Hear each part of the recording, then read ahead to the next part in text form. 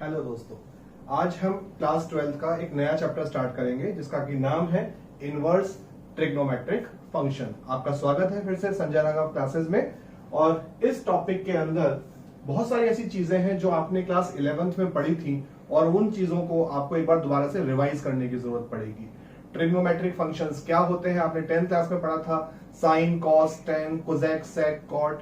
फिर आपने 11th class में इनके प्रिंसिपल सॉल्यूशंस के बारे में पढ़ा था, इनके जनरल सॉल्यूशंस के बारे में पढ़ा था। क्लास 12th में हम इनवर्स ट्रिग्नोमेट्रिक फंक्शंस के बारे में पढ़ेंगे।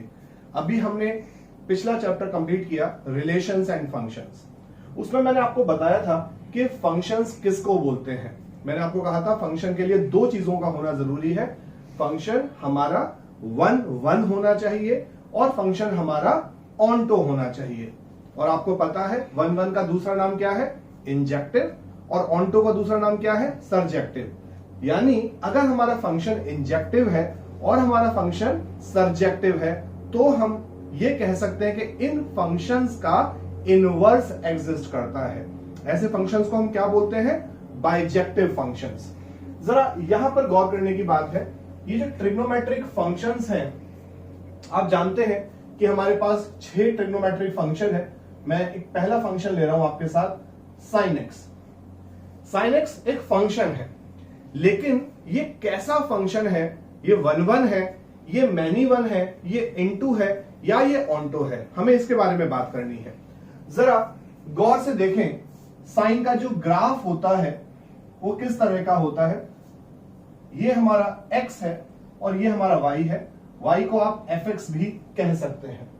साइन का जो ग्राफ बनकर आता है वो कुछ इस तरह का होता है।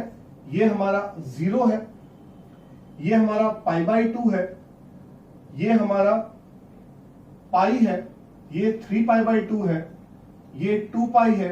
एंड सिमिलरली यहां पर ये हमारा -π/2 है, ये -π है, एंड सो ऑन, ये -2π है और ये हमारा -3π/2 है।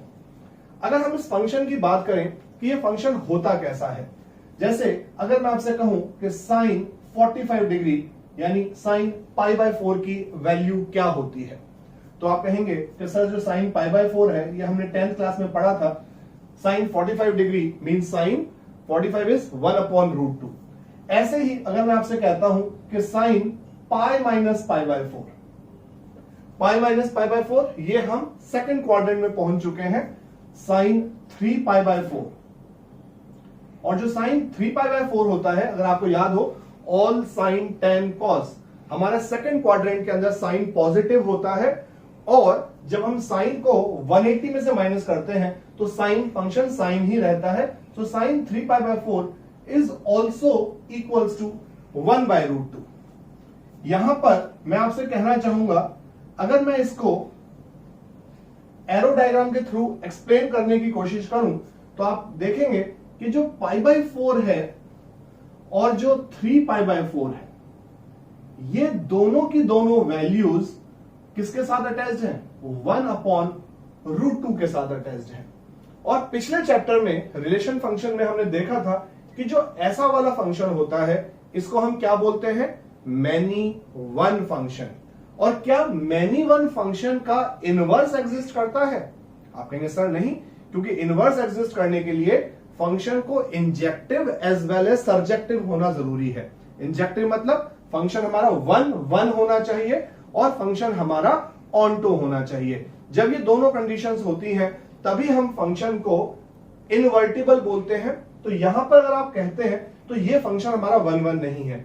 और बच्चों, अगर ये फंक्शन 1 ही नहीं है तो अगला क्वेश्चन खड़ा होता है कि सर फिर इसका इनवर्स कैसे एग्जिस्ट करेगा? ये हम लोग बात करेंगे। अभी जरा आप देखिए कि जो हमारा फंक्शन साइन एक्स है, आपने क्लास 11th में इनके डोमेन की और रेंज की बात करी थी। आपको याद है साइन एक्स का डोमेन क्या होता है? डोमेन का मतलब एक्स की वैल्यूज आप क्या क्या रख सकते हैं। देखिए इस ग्राफ को जरा गौर से देखिए। इस फंक्शन के अंदर कहीं पर भी ऐसी कोई वैल्यू नहीं है जो हम ना पुट कर सके। ये एक्स है, एक्स की सारी वैल्यूज के लिए फंक्शन हमारा डिफाइंड है। तो आप कह सकते हैं कि इस फंक्शन का जो डोमेन है वो ऑल रियल नंबर्स है। लेकिन अगर हम इसकी रेंज की बात करें, अगर आप यहां से इस ग्राफ को अगर आप गौर से देखते हैं तो ये 1 है और यहां पर -1 आपको मिलेगा। तो इस फंक्शन की जो रेंज होती है, सब कुछ आपने ये 11th क्लास में पढ़ा हुआ है, इट्स अ क्लोज्ड इंटरवल, यानी फंक्शन x की कोई भी वैल्यू ले सकता है, लेकिन उन वैल्यूज को पुट करने के बाद जो रेंज निकल कर आती है वो हमेशा -1 और 1 के क्लोज्ड इंटरवल में आती है। जैसे मैंने अभी आपको बताया π/4 पे भी 1/√2, 3π/4 के ऊपर भी 1/√2। इनफैक्ट अगर आप इसको 2π + π/4, 2π + π/4 फंक्शन पूरा 360 डिग्री का चक्कर लगाकर वापस फर्स्ट क्वाड्रेंट में पहुंच चुका है। यानी अगर इसको आप सॉल्व करते हो 4 × 8 + 1 9π/4, इनफैक्ट 9π/4 भी किससे कनेक्टेड होगा? 1/√2 से कनेक्टेड होगा। ऐसी बहुत सारी वैल्यूज हैं, यानी यहां पर बहुत सारी वैल्यूज किसी एक पर्टिकुलर इमेज के साथ अटैच्ड हैं। सो व्हाट यू ऑब्जर्व कि जो साइन हमारा फंक्शन है ये हमारा 1 फंक्शन तो है ही नहीं, ये हमारा मैनी वन फंक्शन है। और अगर ये मैनी वन फंक्शन है तो इस फंक्शन का इनवर्स कैसे एग्जिस्ट कर सकता है, हमें अब यही सीखना है इस क्लास में कि हम ये पता करने की कोशिश करेंगे कि इस फंक्शन का इनवर्स कब एग्जिस्ट करेगा। 11th क्लास में जितने भी ट्रिग्नोमेट्रिक फंक्शंस थे, हमने उन सबकी डोमेन और रेंज के बारे में बात करी थी। आज हम एक बार दोबारा से उन टॉपिक्स को रिवाइज करेंगे, क्योंकि उन सबकी हमें इस चैप्टर में जरूरत पड़ने वाली है। आप जानते हैं कि हमारे पास कितने ट्रिग्नोमेट्री फंक्शन है? 6। सबसे पहला sin x, cos x, tan x, cosec x, sec x and cot x। इन सभी फंक्शंस की अगर हम डोमेन की बात करें, ये आपको याद होना चाहिए। अगर आप इस टॉपिक में अपनी कमांड हासिल करना चाहते हैं तो you need to know the domain and the range of all these functions. एक फंक्शन की बात करें, अभी हमने बात करी थी साइन के बारे में।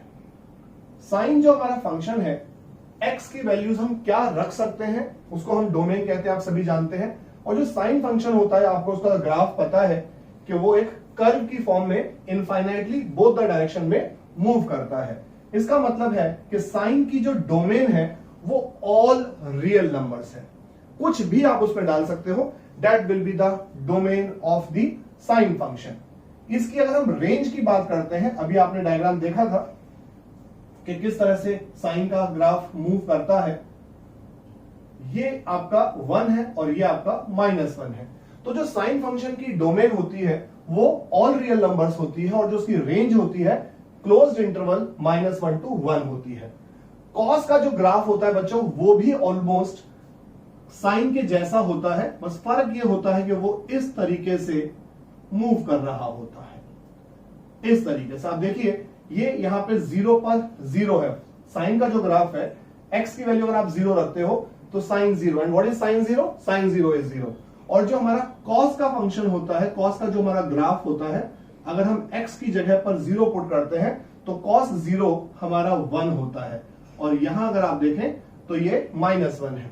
कहने का मतलब ये है कि जो कॉस का हमारा फंक्शन होता है, इसकी डोमेन भी ऑल रियल नंबर्स है। इसमें भी हम x की वैल्यू कुछ भी रख सकते हैं, उससे हमारे को कोई भी प्रॉब्लम नहीं होने वाली है। लेकिन जिस तरह से 1 और -1 के बीच में इसकी रेंज थी साइन वाले फंक्शन की, कॉस वाले फंक्शन की रेंज भी यही होती है। यानी साइन की रेंज, कॉस की रेंज और इनकी डोमेन सेम होती है। अब जरा बात करें tan की, तो जरा बच्चे गौर करके देखो, आपने 11th क्लास में और 10th क्लास में पढ़ा है कि जो tan x होता है वो sin x upon cos x होता है। और ये बात हम सभी जानते हैं कि जो डिनोमिनेटर है वो हमारा कभी भी 0 नहीं होना चाहिए।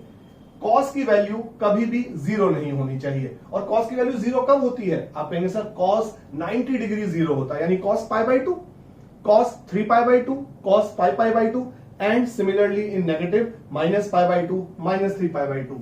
यानी हम ये कह सकते हैं कि जो tan का हमारा डोमेन होता है, हम क्या रख सकते हैं? हम कहेंगे हम सब कुछ रख सकते हैं, केवल डिनोमिनेटर में 0 नहीं आना चाहिए। और डिनोमिनेटर में 0 कब आ रहा है? जब cos π/2 होगा, 3π/2 होगा, 5π/2 होगा, या नेगेटिव इंटीजर्स -π/2, -3π/2। यानी हम कह सकते हैं कि ऑड मल्टीपल्स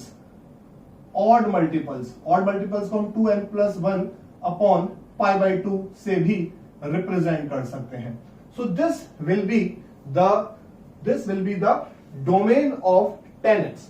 ये 10x की हमारी डोमेन है, और इसकी अगर हम रेंज की बात करें तो range of 10x is all real numbers. इसमें भी सारे रियल नंबर्स हमारे आ सकते हैं। 10 का अगर आपको ग्राफ याद हो, ये काफी आपको हेल्पफुल रहेंगे अगर आपको सारे ग्राफ याद हो।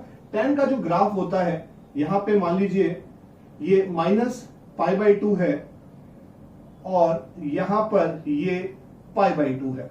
तो 10 का जो ग्राफ होता है बच्चों, वो कुछ इस तरीके से होता है। 10 π/2 पर डिफाइंड नहीं है, ये इस डॉटेड लाइन को कभी भी टच नहीं करेगा। सिमिलरली इधर टच नहीं करेगा, इसके साथ साथ चलता रहेगा, बट इट नेवर टचेस। उसके बाद फिर वो यहां से शुरू होता है, यहां से शुरू होता है। आप ये सारी चीजें 11th क्लास के कंसेप्ट में एक बार दोबारा से चेक कर सकते हो। यानी ये हमारा fx है। fx की वैल्यू आप देखिए -∞ से लेकर +∞ तक सारी वैल्यूज हो सकती हैं। कहने का मतलब ये हुआ कि जो 10 फंक्शन है उसकी जो रेंज होती है वो ऑल रियल नंबर्स होती है।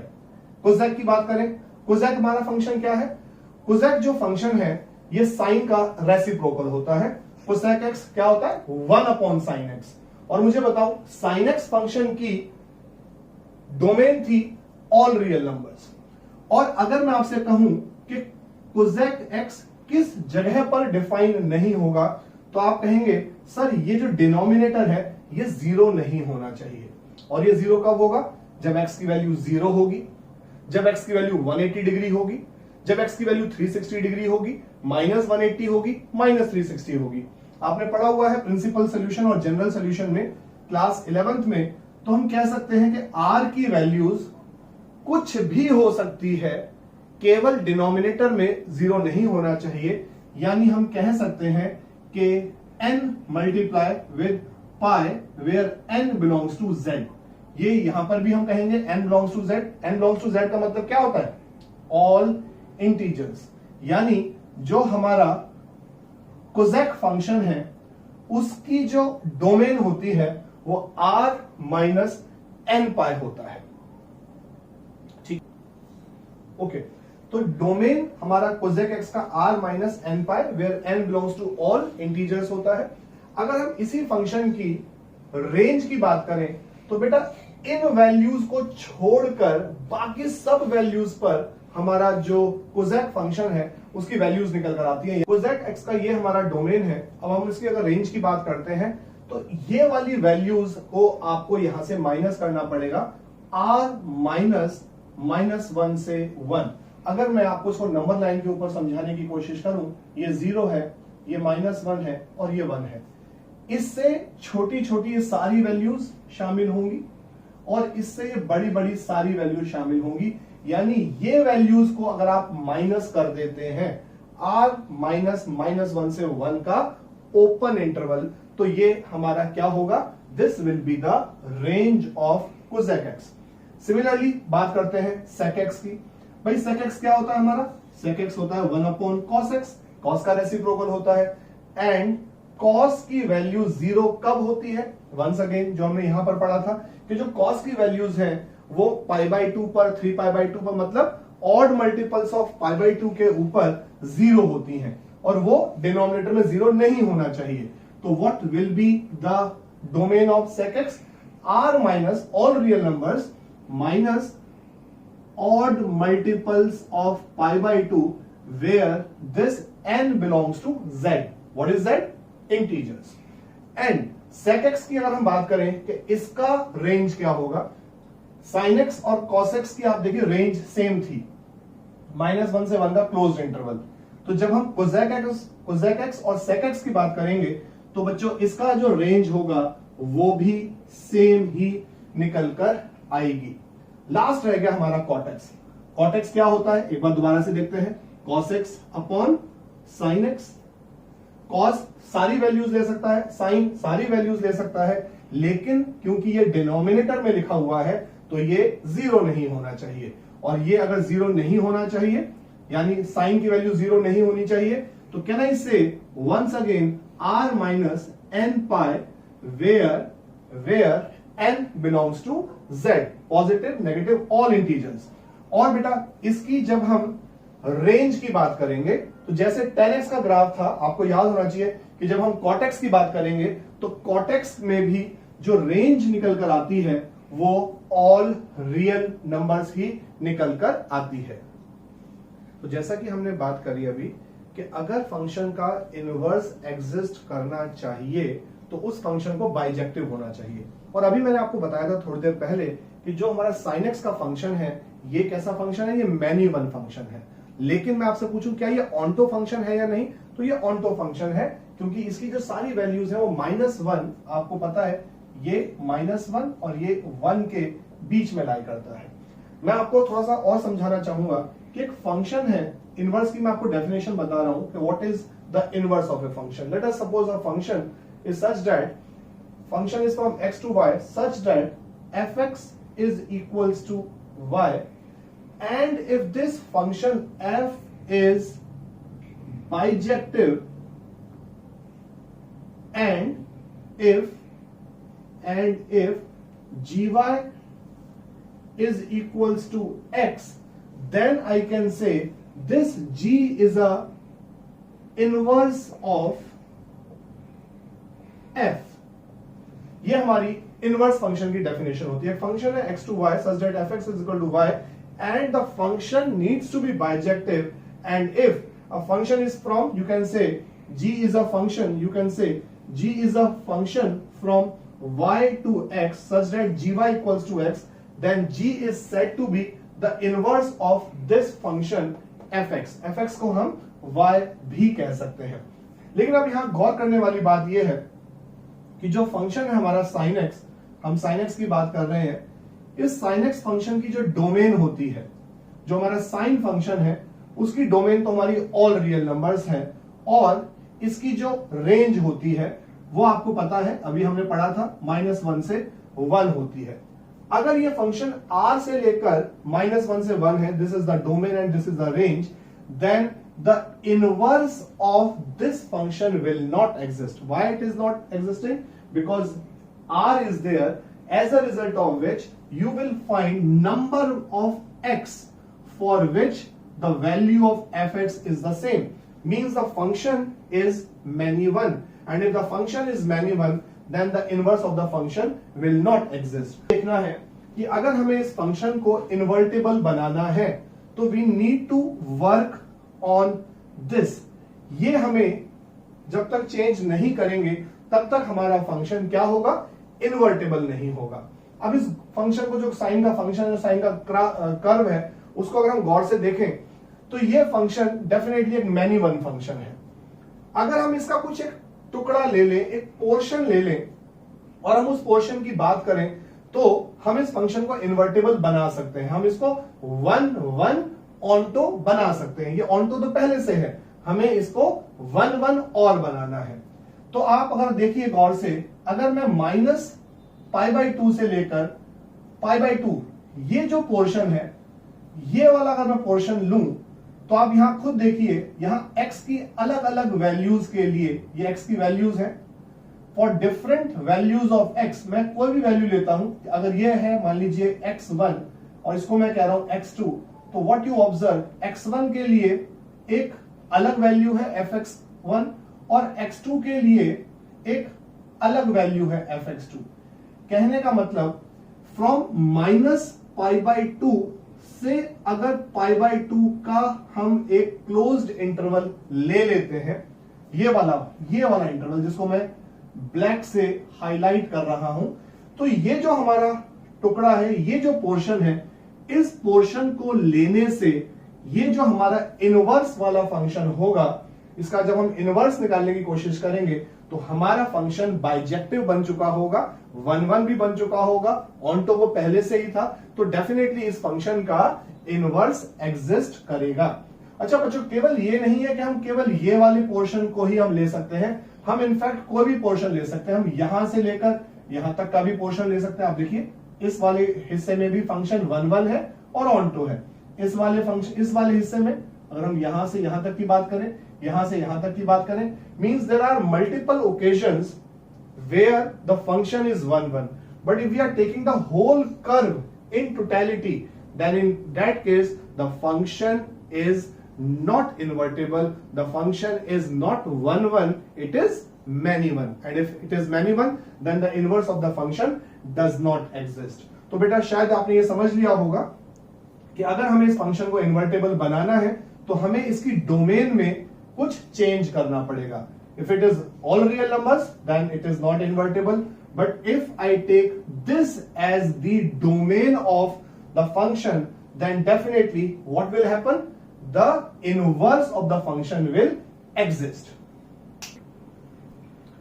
तो अभी हमने देखा कि जो हमारा साइन फंक्शन है वो इन्वर्टेबल कब बनेगा? जब ये हमारा डोमेन होगा और ये हमारी रेंज होगी। Only in this condition this function is invertible. और अभी जैसे भी मैंने आपसे कहा कि ऐसे बहुत सारे इंटरवल हो सकते हैं साइन के कर्व के ऊपर जहां पर हमारा फंक्शन इन्वर्टेबल होगा, but we are taking only this interval and we call this interval later on, अभी आपको मैं बताऊंगा, हम इसको प्रिंसिपल वैल्यू ब्रांच हम बोलेंगे। तो अगर जब इस फंक्शन का इनवर्स की हम बात करेंगे तो ध्यान से सुनना बच्चों, ये अभी डोमेन था और ये हमारा रेंज था। जब हम इसका इनवर्स की हम बात करेंगे तो इनवर्स वाले फंक्शन की ये बन जाएगी डोमेन और जो ये वाली है ये बन जाएगा इसका रेंज। तो ये टेबल आपके बुक में गिवन है। इस टेबल को कैसे फॉर्म करना है अभी हम sine inverse, cos inverse, tan inverse, cosec inverse, sec inverse और कॉट इनवर्स की डोमेन और रेंज के बारे में बात करेंगे। तो सबसे पहले ये हमारा डोमेन था, ये रेंज था साइन का, ठीक। ओनली इस कंडीशन में हमारा फंक्शन इन्वर्टेबल था। अब अगर हम इसका इनवर्स एग्जिस्ट कराना चाहते हैं तो क्या होगा, ये जो है it becomes the domain and this becomes the range of the function. तो अगर मैं साइन इनवर्स की डोमेन की आपसे बात करूं तो जो उसकी डोमेन होगी वो -1 से 1 का क्लोज्ड इंटरवल होगा और जो उसकी रेंज होगी बच्चों वो -π/2 से π/2 का क्या होगा, क्लोज्ड इंटरवल होगा। This will be the range of the function. ऐसे ही जब हम कॉस इनवर्स की बात करते हैं, आप याद करिए कॉस फंक्शन की रेंज क्या थी, आप कहेंगे सर साइन की जो रेंज थी -1 से 1 वही हमारे कॉस इनवर्स की रेंज थी। तो डेफिनेटली जो साइन इनवर्स की डोमेन होगी कॉस इनवर्स की डोमेन भी -1 से 1 ही होगी। और फिर अगर हम इसकी रेंज की बात करते हैं तो देखो बच्चों, जब हम कॉस की बात करते हैं तो कॉस भी हमारा मैनी वन ऑन्टो फंक्शन है और अगर हम इस फंक्शन को इन्वर्टेबल बनाना चाहते हैं तो हमें 0 से लेकर, ये आपका 0 है, ये आपका π/2 है और ये आपका यहां पर अगर हम बात करें तो ये आपका पाई है। तो मैं इस वाले इंटरवल की बात कर रहा हूं 0 से लेकर पाई तक, इस वाले इंटरवल की, इस वाले टुकड़े की बात कर रहा हूं। इस पूरे टुकड़े में अगर आप गौर से देखो x की अलग अलग वैल्यूज के लिए fx की वैल्यू अलग अलग है। यानी इस पूरे इंटरवल में यहां से लेकर यहां तक जो हमारा फंक्शन है ये 1 1 होगा और ऑन्टो तो ये पहले से ही था।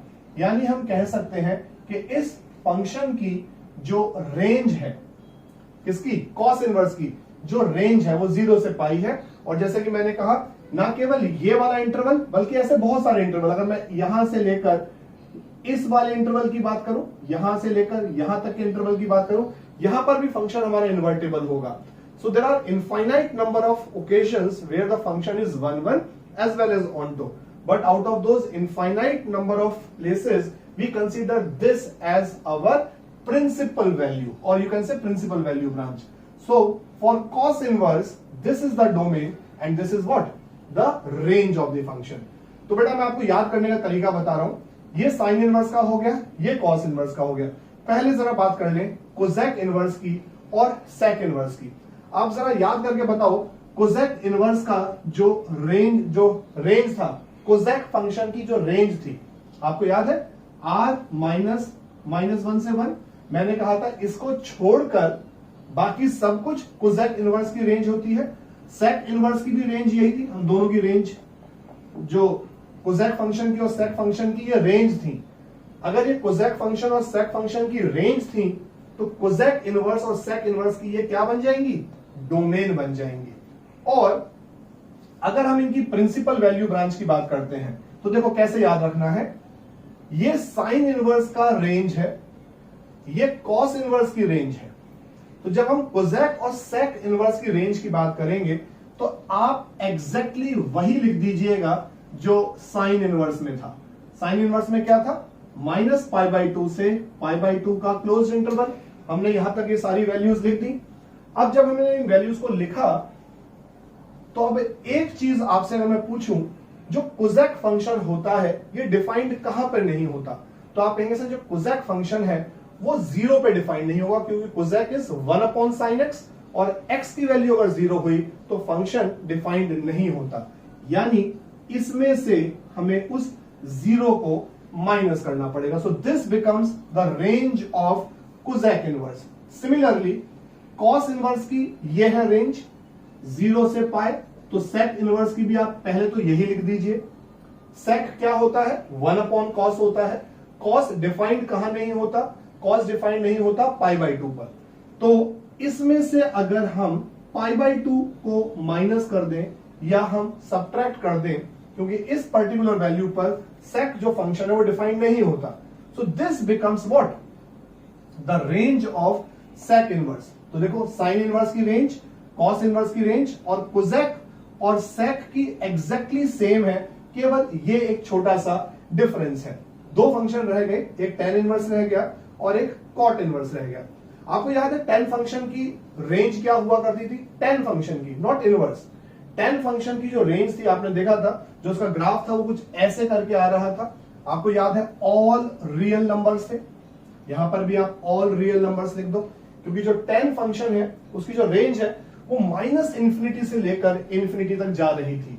तो tan इनवर्स और cot इनवर्स की जो डोमेन होगी, दोनों में कंफ्यूज नहीं होना बेटा, जो साइन की डोमेन थी वो साइन इनवर्स की रेंज बन गई। ऐसे ही जो tan इनवर्स और cot इनवर्स की रेंज थी वो tan इनवर्स और cot इनवर्स की क्या बन गई, डोमेन बन गई। अब बात करते हैं इनकी रेंज के बारे में। तो इनकी रेंज कैसे निकाली जाएगी, ये दो आपको याद रखने बेटा, बाकी ये चारों आप अपनी समझ से खुद लिख सकते हैं विदाउट एनी प्रॉब्लम। देखिए कैसे, जो tan फंक्शन होता है वो बेसिकली होता क्या है, sin upon cos, sin x upon cos x। तो tan इनवर्स की जो रेंज होगी एग्जैक्टली यही होगी with little bit of difference. यहां पर यह क्लोज्ड इंटरवल था, अगर आप यहां क्लोज्ड इंटरवल ना लगाकर ओपन इंटरवल लगा दो तो ये इसकी रेंज हो जाएगी। There is a reason behind, भाई tan का जो फंक्शन है वो π/2 पर डिफाइंड होता ही नहीं है, सिमिलरली -π/2 पर भी डिफाइंड नहीं होता। तो अगर मैंने यहां क्लोज्ड इंटरवल लगाया होता तो ये तो इन वैल्यूज पर डिफाइंड ही नहीं होता। तो इसीलिए हमने क्या लगाया, यहां पर ओपन इंटरवल लगाया।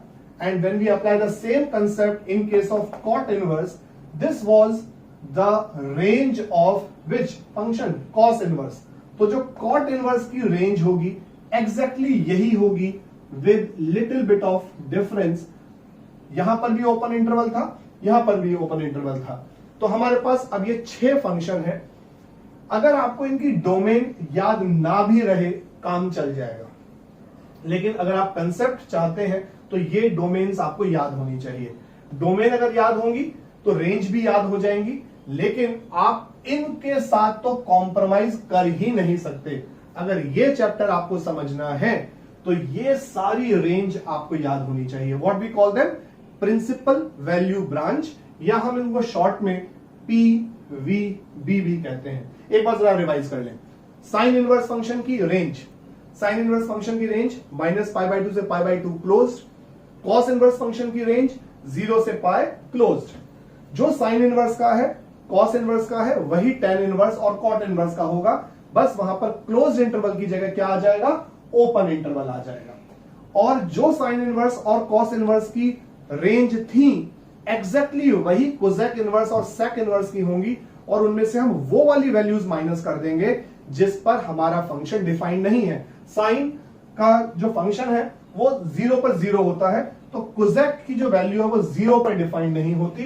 तो इसमें से अगर आप 0 को माइनस कर दो तो ये किसकी बन गई रेंज, कोसेक इनवर्स की। और इसी तरह से 0 से पाई के क्लोज इंटरवल में से अगर आप पाई बाई 2 को माइनस कर दो तो ये किसकी रेंज बन जाएगी, ये सेक इनवर्स की रेंज बन जाएगी। तो बच्चों ये वाली चीज आपको बहुत अच्छे से याद होनी चाहिए, तभी आप इनवर्स ट्रिग्नोमेट्रिक फंक्शन को समझ पाएंगे। आई होप ये चीज आपको समझ में आई होंगी। अगली क्लास में हम इससे आगे का टॉपिक डिस्कस करेंगे। Thank you very much.